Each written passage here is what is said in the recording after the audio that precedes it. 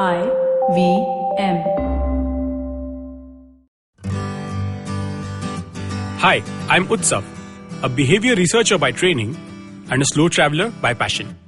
Postcards from Nowhere is a travel podcast where I condense a decade of travel experiences and explore not just the where, but also the why and how to travel.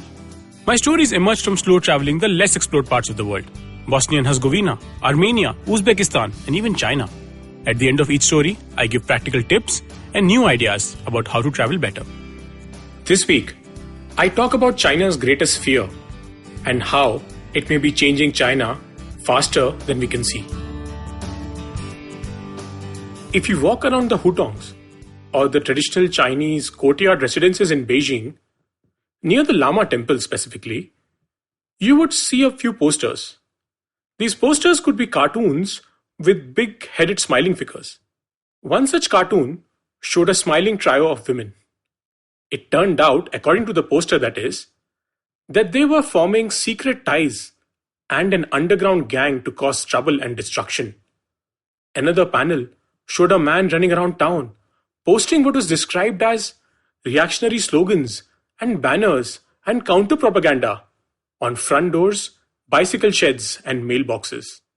One more cartoon showed a woman at a computer where she discovered that cults will use computer networks to create and spread all manner of rumors and throw social order into disorder.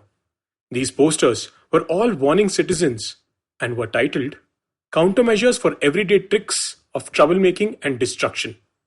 But what exactly was causing this trouble and destruction?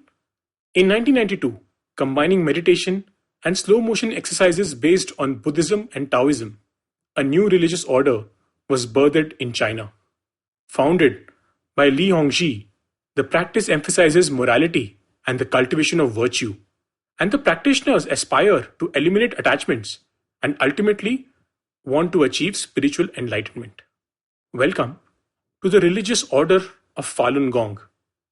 It's banned, and practicing users could find themselves in serious trouble, including landing up in jail. In the words of one of the practitioners who now lives in Hong Kong, in China, my heart always trembled when I practiced Falun Gong. I constantly feared for my life. The public security authorities can trample on the law and say anything is illegal. But why? China's treatment of Falun Gong is a mere trailer to one of China's most deep-seated fears. It's a fear which stems from losing control of the country. The fear of having a power center apart from the Chinese Communist Party. Organized religion. In a country which considers itself largely atheist, religion is one of the fastest growing problems China is grappling with. It has seen a tremendous rise in living standards, which has pulled millions out of poverty. The country has seen rapid individualization, moving away from the Confucian family ideal. But the rising affluence levels also breed discontent with material things, and a desire to find purpose and identify one's space in society. And eventually, many turn to religion.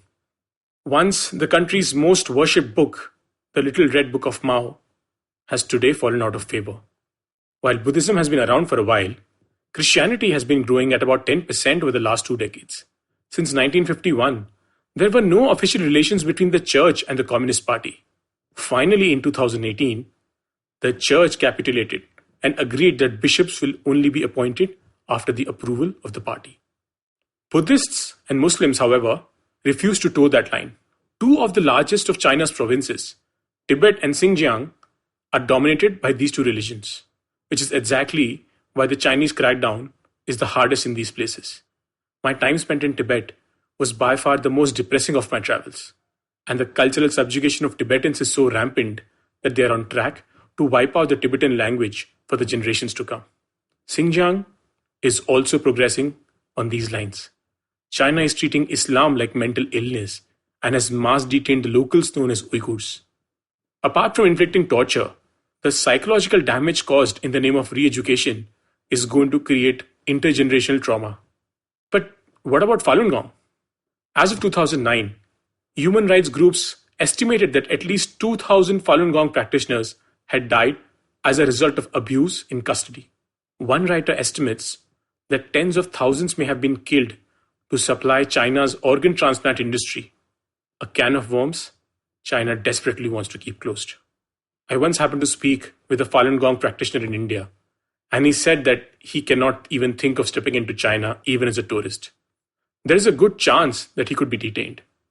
In fact, if this episode is ever heard in China by the authorities, I should kiss goodbye to any chances of ever getting a Chinese visa. There are two ways to understand what a country really fears.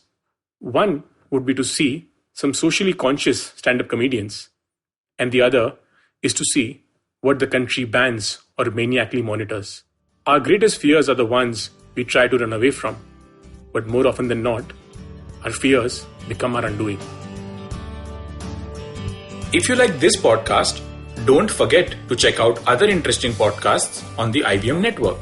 You can listen to us on the IVM Podcast app or ivmpodcast.com. You can also follow us on our social media. We are at IVM Podcasts on Twitter and Instagram. If you want to reach out to me, I am Utsav Mamoria on Twitter and YVTravel42 on Instagram. I hope you enjoyed that show. I'd like to thank our sponsors this week, Paytm Money. Some really fun guests on the network this week. Cyrus welcomed Dia Mirza to come and have a conversation about all kinds of different things. Danny Morrison was on Edges and Sledges, the cricket podcast. If you haven't heard that, that's always a fun listen. And Rahul Subramanian was on Football Shitball to grow their ever more exciting list of guests. And it's not just that. Mantra Mugdha, an old friend of ours, was on Advertising is Dead. Manu Pillai was on the Filter Coffee podcast. It's been one great guest after the other. And with that, we hope to catch you again next week. Are you constantly seeking happiness? Wondering how to make the most of every day? How not to let your inhibitions stop you from achieving your goals? It's now time to get your A game on. It's time to unlock your true potential. Tune in to the Empowering series with me, Zarina Poonawalla, to feel empowered in all genres of life. From behavioral skills to management skills.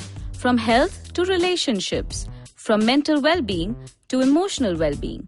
And of course, your finances. I've got you covered. With these tips and tricks from me, Zarina, and true life stories from my amazing guests, you're bound to bring your purest to the table.